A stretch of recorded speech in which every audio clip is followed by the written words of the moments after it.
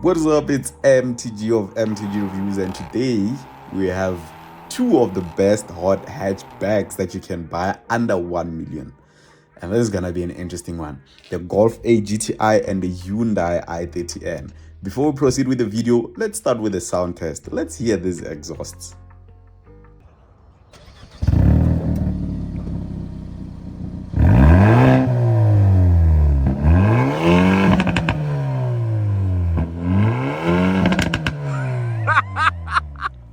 That's mad!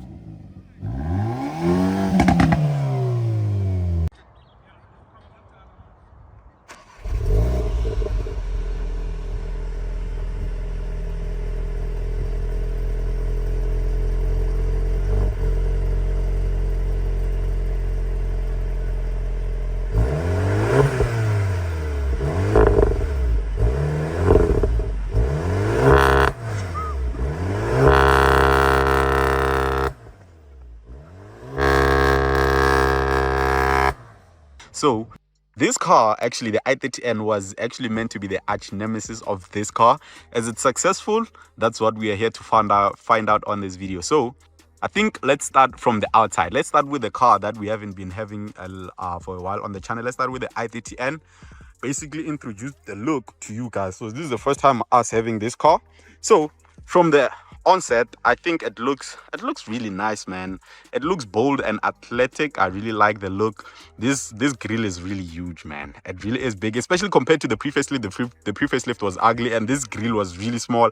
The headlights, they had like circles inside, but this one they perfected it. As you can see on the lower bumper, there's these vents. It's fake vents though, they don't really do anything. There's an air curtain just there, and then on that side as well, VW actually has air curtains, but these ones are huge. So this car is more dialed in. And then moving to the side really gets interesting, man. Look at these wheels. This is actually huge. This is a 19-inch and on a hot hatch, a compact hot hatch, man. And that affects actually the ride comfort, because this car really feels harsh, but I don't mind it. I think I can live with that.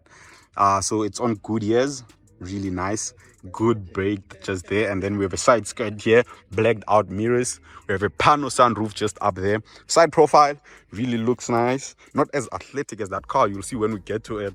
The Golf GTI really looks more athletic, but this is really nice, man. I like it. P0s at the back. It actually, I think maybe P0s there and then Goodyears at the back, because it's a front wheel drive. Really nice. At the back, look at this thing, man. It has a proper spoiler here. You can see there's air passing through. We have an F1 style light here, F1 inspired. This car is born for the track. And then I like these, man. I like these. They look like they have pixelated design inside. And then we have this one LED continuous strip here. These are halogen bulbs. I don't like that. Should have been LED. Hyundai logo blacked out, i30N logo blacked out, and then we have this Hyundai logo blacked out as well. And then we have a boot opener just here. The back really looks nice, especially made more aggressive by how big these exhaust tips are. The real exhaust inside is a bit small. It's not that big, but the tip is really huge. Even on the Golf, it's not that bad, but yeah. And the aggression is enhanced by this fake diffuser. As you can see, it's not really functional. Just, yeah. But at the back, I can't really fault this car. However, let's look at the Golf GTI and then let's rate the looks. Starting off where? Starting off the front, but then let's do an overview for how everything looks. So this car looks, it's a bit softer than the previous gen Golf GTI. This one is a bit more restrained, but everything has just been moved down. This one is slimmer, and then just down here, everything is just focused here because the radiator is just here. The air vent is just here. And then just here we have 5 LED lights, and then we have a light strip, we know, and then the red strip from a GTI. And actually this car does have one, but you won't see it because this car is red. So yeah, it's really hard to see from that car. But yeah, it has a red strip actually as well. It's biting off its arch nemesis, the main focus. Actually, this car, I'm realizing it now, it doesn't have an air curtain, but usually VWs do have them. This car really looks nice, man. I really like it. I really love how the look is. And then going down to the wheels, perfect. Really looks perfect. These are 18s, not 19s. So no, actually these are 19s as well. Yeah, really big. They don't look as big as those ones. I'm not too sure why. Maybe it's the design, but yeah, these are 19s as well. and they're running on Hancocks just there. Side profile, this is what I mean by a sporty looking side profile, man. It looks more athletic. I don't know if it's the rear quarter or what, but it really looks nice. Perfect at that. The mirrors are not blacked out. There's a side skirt here as well, just like on the i30N.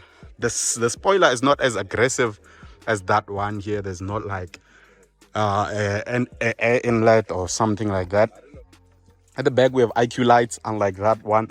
This is fully LED. Everything just functions really nicely, man. Simple design compared to the i30N. Doesn't look as much sporty as that car, but yeah, that's what the Golf GTI is. It doesn't complicate things. I think if you want to complicate things, then you go to the R, because this is not the highest that you can go. But yeah, man, GTI badging just down there, VW logo, and then the exhaust tips down there, really nice. And yeah, that's just about it with this car. Really nice. Tell me, or let me know, which one do you think looks better? I prefer that one. I won't lie, I think that one looks better. This one really looks good, especially the facelift. The facelift really brings the competition to that one. That one can get a bit more tricky. But now let's get on the inside, and that's where everything shakes up. That's where everything starts falling a bit off on the i30N.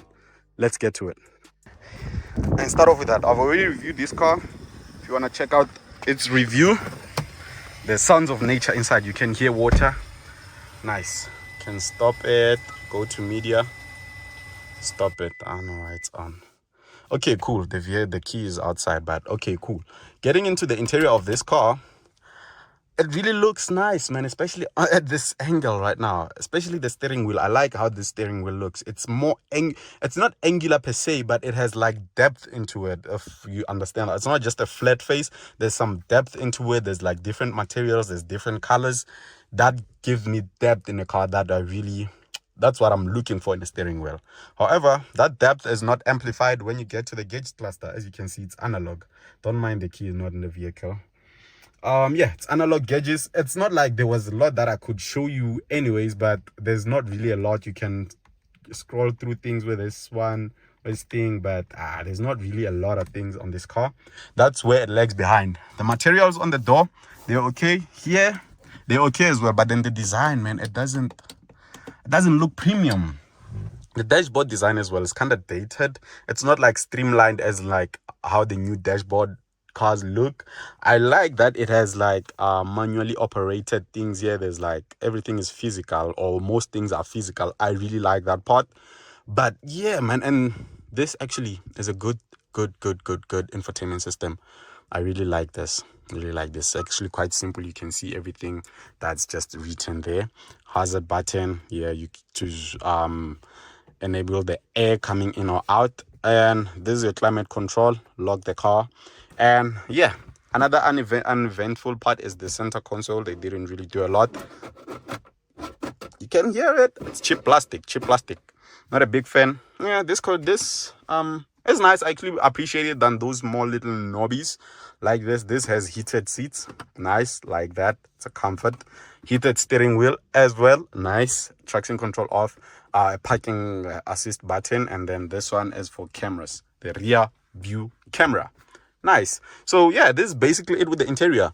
And I don't like the thing about it is, the only negative about this car compared to the Golf is just that the interior is a bit dated. But I don't think it's something that you mind if you're owning this car.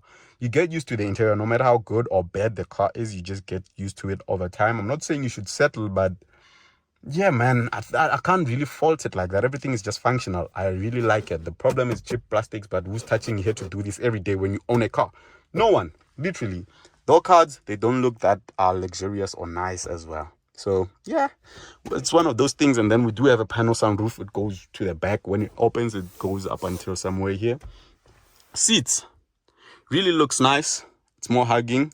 I think there's another seat. I've seen it on CarWow. It's not like this one. That one is more sporty. It's slimmer as well. But this one, I think because we have heated seat, it had to be like this. So I really like this one. And there's an N badging just here.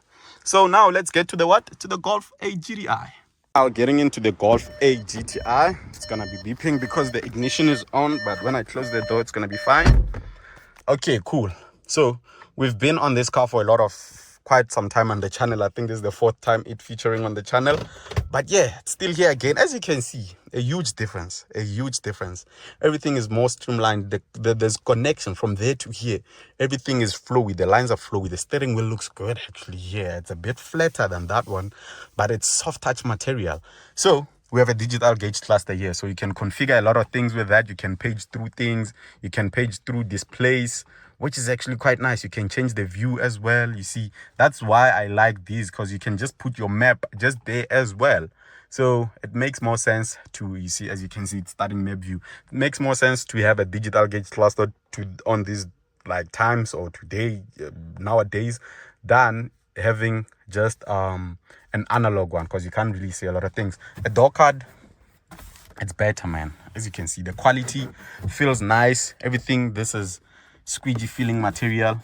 This feels, the design as well, I can't emphasize this enough, the design as well. That's where it gets everything into place. And then we have an engine start button here, which is breathing right now. I'm not sure if you can see it, but yeah, another thing is that we do have a heated and cooled seat on this car, and the seats really look nice. GTI seat there, badging on the seat. So my only problem with this car is that you have to go through this, right? Everything is just here, so there's no button, there's no quick thingy for heated or cooled seat. You have to go through climber, and it can, when you're not used to it, can get a bit overwhelming. But then if you want cooled seats, you just press there. You can kind of hear it. I'm not sure if you can. So it's gonna cool you. As you can see, these seats are perforated, so the air is coming from here, and then the back and here as well. So it's kind of like an air conditioning for your bum and back. Quite nice. And then seat heating works like that, but then in reverse it just heats you up, which is a nice creature comfort, and you can switch both of them at the same time. So yeah, and another negative that I don't like is increasing the temperature of the climate control and decreasing it. You have to do it through this thing, and then the volume as well, you have to do it through that. When you're a passenger, when you're a driver, you can do it through this one. You can just swipe or just press. Okay, swiping works. Okay, both of them actually work. So it's haptic feedback. That's okay, you can get used to it. And then as you can see here, this one looks more premium because of piano black. Could be that, because of the design, could be that. I think everything communicates with each other, but the problem about piano black is that it gets scratchy over time. So there's a few scratches, as you can see here, but it looks premium. It looks premium either ways. So yeah, man, the storage here as well, I think, yeah, interior, I get it. This is more premium. It feels more premium. It is more premium. And there's a roof here. It's not pano. It's not a pano sunroof. It's just a normal standard sunroof. But VW, you know, they do their sunroofs really well. And then you open it by swiping just here, just like on new BMWs, or BMW copied this. Either way. So yeah, this is the interior. Now let's get to the performance.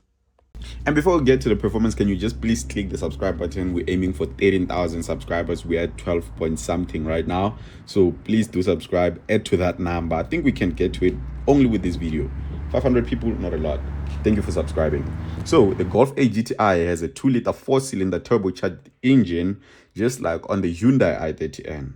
However, when it comes to the power, that's where it gets interesting. The Golf outputs 180 kilowatts and 370 newton meters of torque, whereas the i30 bumps it up to 206 kilowatts and 392 newton meters. Yeah, that's a lot actually for a hot hatch, which is under 1 million and under 900,000.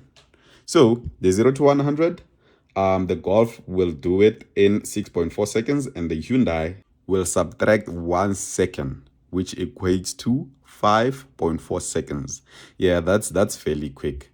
Yeah, when it comes to consumption, yeah, the Golf consumes less fuel, of course. I mean, it's less dialed in. So over 100 kilometers, it will only consume around 7 liters, whereas the i30N will consume 8.9 liters over 100 kilometers, which is a lot.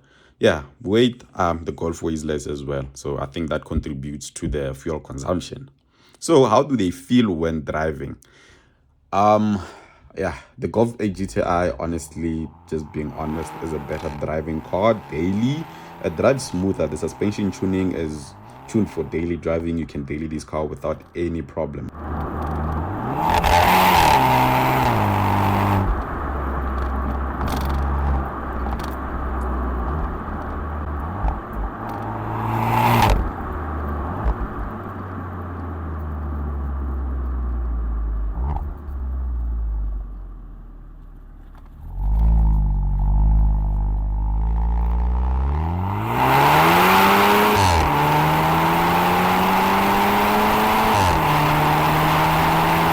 Whereas on the Hyundai i30N, it's more dialed in. It's more of a sporty car.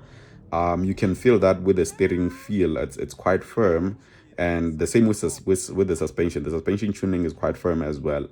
So when it comes to driving dynamics and the driving feel, I'm leaning towards the Golf GTI. It feels better. However, which one would I go with if I was to buy between these two cars?